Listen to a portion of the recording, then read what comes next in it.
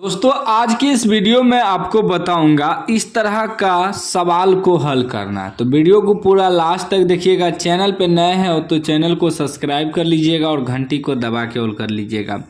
सवाल कर है समांतर श्रेणी का दूसरा पद 13 है तथा इसका पांचवा पद 25 है तो श्रेणी का सार्वअंतर है।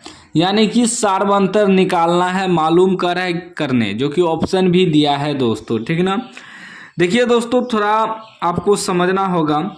इसमें देखिए हमें प्रथम पद और सार्वअंतर मालूम नहीं है तो हमें मालूम करना होगा।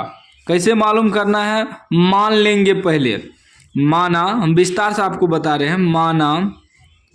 माना एपी, यानी कि समांतर श्रेणी का भी लिख सकते हैं। माना एपी का प्रथम पद ए तथा सार्वअंतर डी है। मान लेना है प्रथम पद ए तथा सार्वअंतर डी है, ऐसे मान लेना है। ठीक। अब दोस्तों यहाँ प्रश्न से चलेंगे। कहाँ से? प्रश्न से। सवाल कर रहा है कि समांतर श्रेणी का दूसरा पद 13 है। दूसरा पद 13 है तो अब ध्यान से समझिएगा। देखिए अगर कहता है एनवा पद निकाल लें तो इसका सूत्र हम लोग लगाते हैं ए एन बराबर a plus n minus 1 into d. ठीक।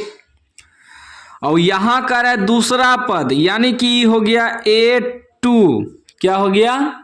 A2, इसी को कहते हैं दूसरा पद। ठीक ना।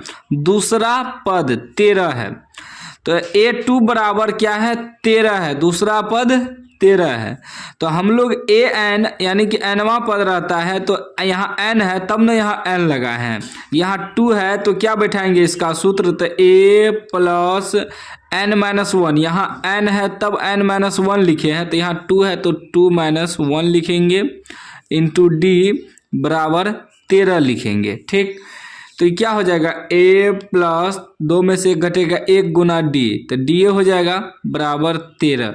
यानी कि डायरेक्ट दूसरा पद दे, ठीक ना, तो उसको डायरेक्ट लिखना है ए प्लस डी बराबर 13। मैं शॉर्टकट आपको बता देता हूँ कि इस प्रकार अगर दे दे कि दूसरा पद तो उसे लिखना है ए प्लस डी बराबर 13। कैसे?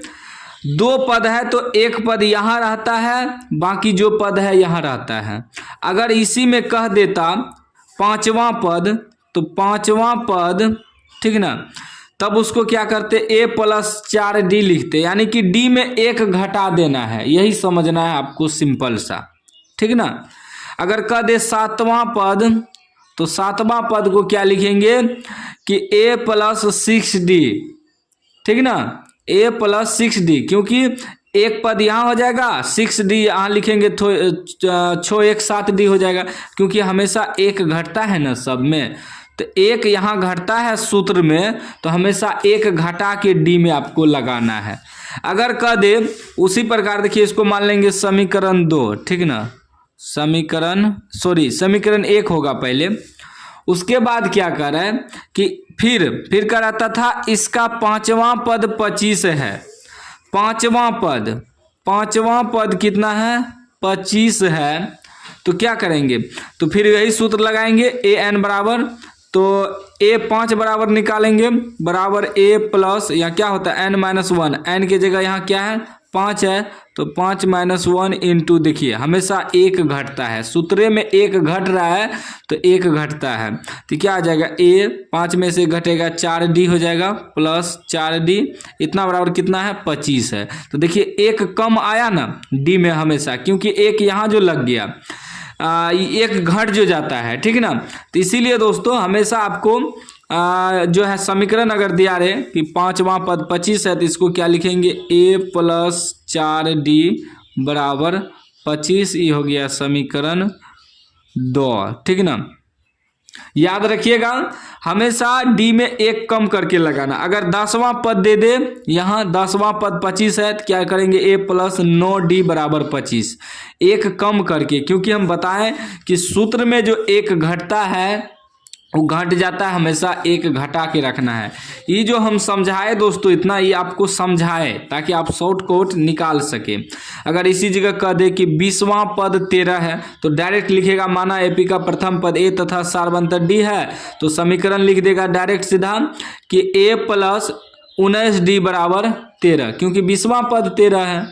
अगर फिर दिया कि तथा इसका 5वां पद 25 है तो ए प्लस 4D बराबर 25, क्योंकि डी में एक कम करके हमेशा लगाना है, तब समीकरण बनेगा। ठीक, उम्मीद है दोस्तों समझ गए होंगे। चलिए आगे सॉल्व करते हैं।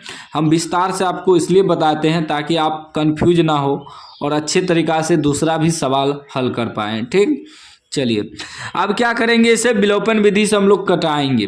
देखिए ए कट जाएगा, सिर्फ माइनस लगाएंगे तो लिखेंगे समीकरण 1 घटा समीकरण 2। ठीक ना, आपको पता होगा विलोपन विधि से क्या होता है कि किसी एक को कटाना होता है। ठीक ना, तो ए को हम लोग कटा देंगे तो डी का मान निकलेगा, तो डी ए तो सार्वंतर है, वही हमें कह रहा है कि सार्वंतर निकाल लेते हैं, एक बार में निकल जाएगा। ठीक, तो घटा किए हैं तो समीकरण क्या है, 1 प्लस डी बराबर 13, उसके बाद ए प्लस 4D बराबर 25।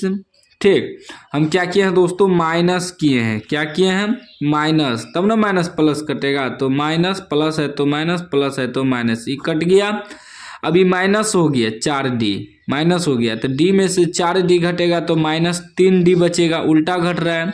13 में से 25 घटेगा तो माइनस 12 बचेगा।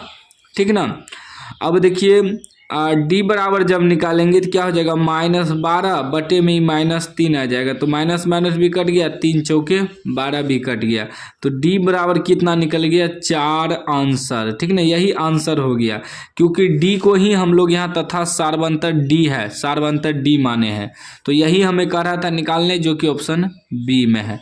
तो इसी प्रकार आपको निकालना है। अगर इसी में कहता प्रथम पद भी ज्ञात करे तब क्या करते, डी का मान आपको यहाँ समीकरण 1 में रख देना था और ए का मान निकल जाता, तो ए का मान निकल जाता तो आपका प्रथम पद हो जाता। ठीक ना, उम्मीद है वीडियो पसंद आया होगा। पसंद आया तो लाइक कर दीजिए, चैनल को आप लोग सब्सक्राइब कर दीजिए।